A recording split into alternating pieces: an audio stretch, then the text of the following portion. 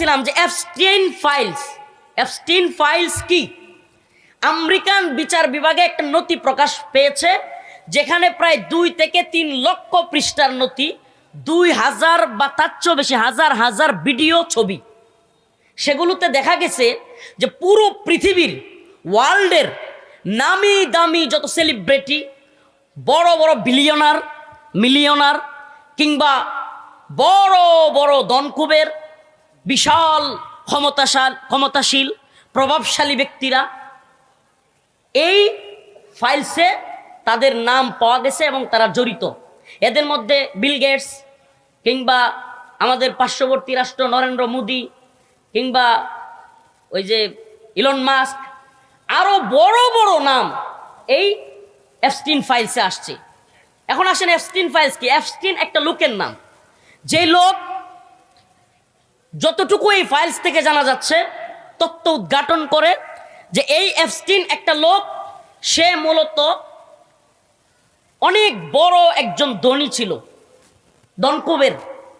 এগুলা কোনো হাওয়াই কোনো কথা না, এগুলা কোনো ওই কি বলে যে এই সিংবাদ নাকি কয় যে কি একটা দেয় তো, ইয়ামেনের শাহজাদা হাতিম, কিংবা ওই যে আলিফ লাইলার সিংবাদের কোনো কিচ্ছা কাহিনী না, বুঝেন নাই? মানে মনে হইতে পারে আপনাদের কাছে, কয় কি হুজুর, এটা কোন দুনিয়ায় বাস করি? ওরা সেন্ট মার্টিন দ্বীপ চিনেন না? সেন্ট মার্টিন দ্বীপের নাম শুনেন নাই? দ্বীপ আসলে কি, কথাগুলো একটু বুঝাইতে হবে তো আপনাদেরকে। দ্বীপ হলো স্থল থেকে আলাদা জল আকার, সব দিকে জল, মাঝখানে একটা জায়গা বসবাসের, ওইটাকে বলা হয় দ্বীপ। সেন্ট মার্টিন একটা দ্বীপ। তো এরকম একটা দ্বীপ সে কিনে নিছিল এপস্টিন। আমার কথা বুঝতেছেন?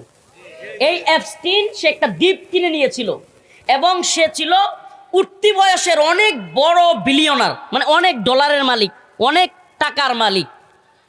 সে ওই দ্বীপের মধ্যে তার যত পৃথিবীর বিখ্যাত বিখ্যাত সেলিব্রিটি, খেলোয়াড়, কিংবা রাজনীতিবিদ, পৃথিবীর বড় বড় প্রভাবশালী রাষ্ট্রপ্রধান, এদেরকে ওই দ্বীপে দাওয়াত দিয়ে নিত। এবং ওখানে নাউজুবিল্লাহ, এটা বলতেও আমাদের গায়ে লুম দাঁড়ায় যায়। ওখানে নিয়ে গিয়া ছোট ছোট বাচ্চাদেরকে, এই তথাকথিত মিলিয়নাররা, প্রভাবশালীরা, এই মন্ত্রীরা, রাষ্ট্রপ্রধানরা ছোট ছোট বাচ্চাদেরকে র্যাপ করত।